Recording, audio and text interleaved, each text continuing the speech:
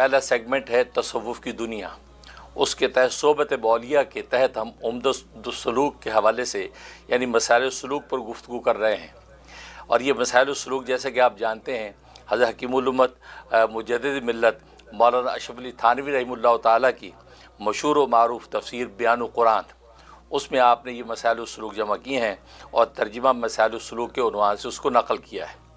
یعنی قرآن کریم کی آیات سے آپ نے تصوف و سلوک کے جو ہے وہ مسائل و علوم کو ثابت فرمایا ہے۔ یہ آپ کا بڑا عظیم کارنامہ ہے، آپ نے قرآن کریم کی آیات سے جو ہے وہ تصوف کے اور تزکیہ کے علوم کو ثابت فرمایا، اسی طریقے سے احادیث طیبہ کے ذریعے سے ثابت فرمایا، جس کو آپ نے اپنی کتاب التکشف اور التشرف میں نقل فرمایا۔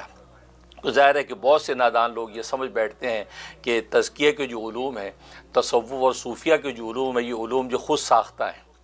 اور قرآن و سنت سے اس کا کوئی تعلق نہیں، وہاں سے یہ اخذ نہیں، استنباط نہیں ہے۔ حضرت والا نے یہ کمال کیا ہے کہ قرآن کریم کی قطعی آیات سے ان جو ہے وہ علوم کو ثابت فرمایا، جس کو آپ نے ترجمہ مسائل السلوک کے عنوان سے اپنی تفسیر بیان قرآن میں جمع فرمایا، اور اسی طریقے سے احادیث طیبہ سے ان مسائل کو اور ان علوم کو ثابت فرمایا، جس کو التشرف اور التکشف کے حوالے سے آپ نے جو ہے نقل کیا ہے۔ ہم جو ہے یہاں روح کی باتیں کے اندر جو ہے پہلا جو سیگمنٹ اس میں اسی پر گفتگو کر رہے ہیں، اور آج ہم بات کریں گے سورۃ بقرہ کی آیت نمبر 159، 159 نمبر جو آیت ہے اس پر گفتگو کریں گے کہ اس آیت سے حضرت والا نے کس طریقے سے جو ہے وہ علوم تصوف کو ثابت فرمایا، اور مشائخ سلسلہ کی جو بھی عادات اور اخلاق ہیں ان کو آپ نے جو قرآن کریم کی قطعی آیات سے ثابت فرما کے امت کے سامنے رکھا ہے، جس سے پتہ چلتا ہے کہ مشائخ سلسلہ کے جو اخلاق و عادات ہیں یا وہ تربیت کے جو انداز ہیں وہ یزکیم کے تقاضے کے تحت قرآن و سنت ہی سے ماخوذ ہیں، اور اسی اخذ ہی کے نتیجے میں وہ اس نیابت کو آگے لے کے چلتے ہیں جو وہ یزکیم کے نتیجے میں جو ہے سرکار دو عالم صلی اللہ علیہ وسلم کی نیابت جو ہے مشائخ سلسلہ کو خانقاہوں میں حاصل ہوتی ہے۔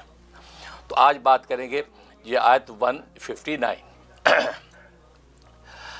اعوذ باللہ من الشیطان الرجیم، بسم اللہ الرحمن الرحیم۔ ان الذین یکتمون ما انزلنا من البینات والہدی من بعد ما بیناہ للناس فی الکتاب اولئک یلعنہم اللہ ویلعنہم اللاعنون۔ بے شک جو لوگ چھپاتے ہیں جو کچھ ہم نے اتاری کھلی کھلی نشانیاں، حکم اور ہدایت کی باتیں، اس کے بعد کہ ہم ان کو بیان کر چکے لوگوں کے لیے کتاب میں، یہی لوگ ہیں کہ اللہ تعالیٰ ان پر لعنت کرتا ہے، اور لعنت کرتے ہیں سب لعنت کرنے والے ہیں۔ یہ آیت حضرت والا نے ذکر فرمائی، اور حضرت جو ہے وہ یہاں سے جو مسئلہ مستنبط فرمایا انہی کے الفاظ میں پہلے میں آپ کے سامنے رکھتا ہوں۔ حضرت فرماتے ہیں اس میں دلالت ہے اس شخص کی مذمت پر جو اپنے مریدوں کے سوا دوسروں سے علوم معاملہ کو چھپائے، کیونکہ علوم ما انزلہ میں داخل ہیں، البتہ علوم مکاشفہ کے چھپانے کا امر کیا جائے گا کیونکہ وہ منزل نہیں، یعنی اور بعض اوقات میں اس کے اظہار میں فتنہ ہو جاتا ہے۔ یہ حضرت والا نے اس سے جو ہے وہ مسئلہ مستنبط فرمایا۔ اب اس کا کیا مطلب ہے؟ اصل میں بات یہ ہے جیسے کہ امام غزالی رحمہ اللہ تعالیٰ فرماتے ہیں العلم علمان، علم کی دو قسمیں ہیں، علم المعاملاتی و علم المکاشفہ۔ ایک علم معاملہ، ایک علم مکاشفہ۔ علم معاملہ کسے کہتے ہیں؟ یعنی اعمال قلبیہ اور اعمال قالبیہ کے حوالے سے جو علوم ہیں وہ ان کو علم معاملہ کہتے ہیں۔ علم معاملہ کا مطلب یہ کہ انسان کے قلب کے جو اعمال ہیں اس کا شکر ہے، صبر ہے، زہد ہے، قناعت ہے، اس کی اصلاح اور تربیت حدود متعین کی جاتی ہیں، یا اس کے اندر جو قلب میں جو امراض لگتے ہیں، حسد ہے، بغض ہے، کینہ ہے، کبر ہے، اس کو رفع کیا جاتا ہے، اس کا معالجہ کیا جاتا ہے۔ اس حوالے سے جو علوم مرتب ہوتے ہیں ان کو علم معاملہ کہتے ہیں۔ یا اعمال قالبیہ یعنی ظاہری طور پر جو تصوف سلوک کے حوالے سے جو علوم دیے جاتے ہیں جس کو شریعت کہا جاتا ہے، تو وہ جو علوم ہے اس حوالے سے جو اس کی تربیت اور جو وہ تہذیب کی جاتی ہے ان کو علم معاملہ کہتے ہیں۔ اس لیے علامہ قشیری رحمۃ اللہ علیہ فرماتے ہیں علم معاملہ حقیقت میں علم شریعت ہے، اور علم مکاشفہ حقیقت میں علم حقیقت ہے، لہٰذا وہ فرمایا علم کی دو قسمیں ہیں، ایک علم شریعت اور علم حقیقت۔ علم شریعت یہ علم معاملہ ہے، اور علم حقیقت جو ہے وہ علم مکاشفہ ہے۔ تو حضرت والا یہاں پر یہ فرما رہے ہیں کہ علم معاملہ کے حوالے سے جو تفصیلات جو ہے وہ بندے کو حاصل ہیں، وہ کوئی پیر و مرشد اپنے ہی مریدوں کے اندر تو علم معاملہ پر گفتگو کرتا ہے کہ صبر، شکر کی حدود، قواعد کیا ہیں، اس کی تفصیلات کیا ہیں، بندہ اپنے اندر زہد کیسے پیدا کر سکتا ہے، حسد و بغض کو کیسے دور کر سکتا ہے۔ یہ ان علوم کو صرف اپنے مریدوں تک رکھتا ہے، غیر مریدوں تک اس علم کو پہنچ نہیں دیتا، یا غیر مریدوں کو وہ حدود اور قیود اور آداب نہیں بتاتا، ان سے چھپاتا ہے۔ فرمایا اس کی مذمت ہے، اور ظاہر ہے کہ بہت سے مشائخ ایسا کرتے ہیں، تبھی تو حضرت اس بات پر تنبیہ فرمائی کہ اپنے مریدوں تک اس کو رکھنا اور غیر مریدوں تک علم معاملہ کو نہ پہنچنے دینا یا ان کو اس کے سامنے بیان نہ کرنا۔ فرمایا یہ چونکہ ما انزلہ کا مصداق ہے، اور ما انزلہ کا کتمان جو ہے وہ اللہ تبارک و تعالیٰ کے نزدیک بہت برا ہے، بلکہ وہاں فرما دیا اللہ بھی ان پر لعنت کرتے ہیں جو ان علوم کو چھپاتے ہیں، کیونکہ وہ اللہ تبارک و تعالیٰ کی طرف سے منزل علوم ہیں جو قرآن سنت ہی سے استنباط کیے گئے، اخذ کیے گئے ہیں،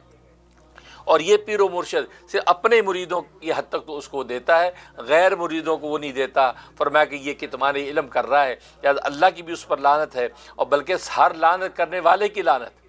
اس کا کیا مطلب؟ اس کا مطلب یہ اس کے اس عمل کی وجہ سے جب اجتماعی طور پر اللہ تبارک و تعالیٰ کے قہر اترتا ہے، اس قہر کے نتیجے میں قحط آئے گا، وبائیں آئیں گی، بیماریاں، امراض آئیں گے، اللہ کا وبال اور قہر جب اترے گا، نتیجہ کیا ہوگا؟ عام انسان ہی نہیں بلکہ حیوانات بھی، بلکہ اینٹ پتھر اور یہ جتنی جمادات نباتات ہیں، ان سب کے اوپر جب وہ عذاب اور قحط نازل ہوتا ہے تو وہ پھر وہ اس شخص کے لیے بددعا کرتے، لعنت کرتے، جس کی وجہ سے اللہ کا یہ وبال اترتا ہے۔ اس لیے کہ ہر لعنت کرنے والے کی اس پر لعنت ہو، تو گویا کہ اینٹ پتھر، جمادات، نباتات، معدنیات، یہ چیزیں بھی چونکہ اللہ تبارک و تعالیٰ کے شعور رکھتی ہیں، لہذا یہ بھی لعنت بھیجتی ہے اس شخص پر کہ جو یہ کتمان علم کرتا ہے۔ اس لیے یہاں پر حضرت فرمایا کہ علوم معاملہ کو کوئی بھی شیخ جو ہے وہ اپنے مریدوں کے علاوہ دوسروں سے اگر چھپائے گا تو وہ بھی اس کا مصداق ہوگا، وہ بھی اس مذمت کے اندر داخل ہوگا۔ ہاں علم مکاشفہ کو اگر چھپائے تو کوئی بات نہیں، بلکہ اس کو چھپانا ہی چاہیے۔ علم مکاشفہ مطلب یہ ہے کہ کشف کی آنکھ کے ذریعے سے بہت کچھ دیکھتا ہے، وہ خاص ایسے علوم جب مکاشفے کے اندر اس کو نظر آتے ہیں، کشف ہوتا ہے، اس کشف باطنی کو اسے اپنے مریدوں تک رکھے جو اس کے معتقدین ہیں، تاکہ اعتقاد کی نظر سے اس کو قبول کر لیں، اس میں کوئی مذاکرہ نہیں ہے۔ وہ غیر مریدوں تک نہ پہنچنے دے کہ غیر مریدوں کو پہنچے گا تو وہ کیا کریں؟ استہزاء کریں گے، ٹھٹھا کریں گے، تضحیق کریں گے، بعض دفعہ تحقیر کریں گے، تکذیب کریں گے، جس کے نتیجے میں وہ کسی تکلیف میں اور اللہ کے وبال و پکڑ میں آ سکتے ہیں۔ اس لیے فرمایا کہ وہ علم مکاشفہ کو اگر چھپائیں، اسے اپنے معتقدین تک ذکر کر، اس میں مذاکرہ نہیں، بلکہ حکم یہی ہے اس تصوف سلوک کے آداب میں کہ علم مکاشفہ کی جو چیزیں ہیں وہ عام لوگوں کے سامنے پیش نہ کی جائیں، اس لیے عام لوگوں کے پاس تو وہ فہم نہیں ہے، وہ اعتقاد آپ کے ساتھ نہیں ہے، لہٰذا وہ آپ کی اس بات کو سن کے فوراً تکذیب کر دیں گے، آپ کی تضحیق کو ٹھٹھا کریں گے، جس کے نتیجے میں وہ اللہ تبارک و تعالیٰ کی پکڑ میں آئیں گے۔ اس لیے فرمایا کہ علم مکاشفہ کو اگر چھپائیں تو کوئی مذاکرہ نہیں ہے، بلکہ بس اوقات علم مکاشفہ کو ذکر کرنے میں فتنہ ہو سکتا ہے، کیونکہ ایسے کشف کی آنکھ سے آپ نے ایک چیز دیکھی اور کہہ دی، وہ تو ایک وجدانی چیز ہے، اس کی ظاہری طور پر کوئی دلیل نہیں ہے قرآن و سنت سے، نہ اللہ تبارک و تعالیٰ کی طرف سے کوئی اس کے لیے کوئی دلیل نازل کی گئی ہے۔ نتیجہ کیا ہوگا؟ تو آپ جب یہ بات کریں گے تو لوگ اس کا ٹھٹھا کریں گے، مذاق اڑائیں گے، فتنہ برپا ہوگا، لہذا فتنے سے بچنا ضروری۔ الفتنہ تو اشد من القتل، اور فتنہ تو قتل سے بھی زیادہ برا ہے، لہذا ایسی بات آپ کریں کہ جو لوگوں کے سروں سے اوپر گزر جائے اور اس سے جو ہے فتنہ کھڑا ہو، پر اس سے اجتناب کریں۔ تو معلوم ہے کہ علم مکاشفہ کو چھپایا تو کوئی مذاکرہ نہیں، کیونکہ وہ ما انزلہ کے اندر داخل نہیں ہے، لیکن علم معاملہ جس سے اعمال قلبیہ اور اعمال جو ہے وہ قالبیہ، اس کی اصلاح اور تربیت ہوتی، تہذیب ہوتی ہے، ان علوم کو چھپانا کسی شیخ کے لیے جائز نہیں۔ اگر مریدوں سے ہٹ کے دوسرے سے چھپائے گا تو ما انزلہ کی اس کتمان کے اندر داخل ہوگا اور اس پر اللہ تبارک و تعالیٰ کی لعنت ہوگی۔ اب دیکھیے حضرت نے یہ مسئلہ قرآن کریم کی آیت سے مستنبط کیا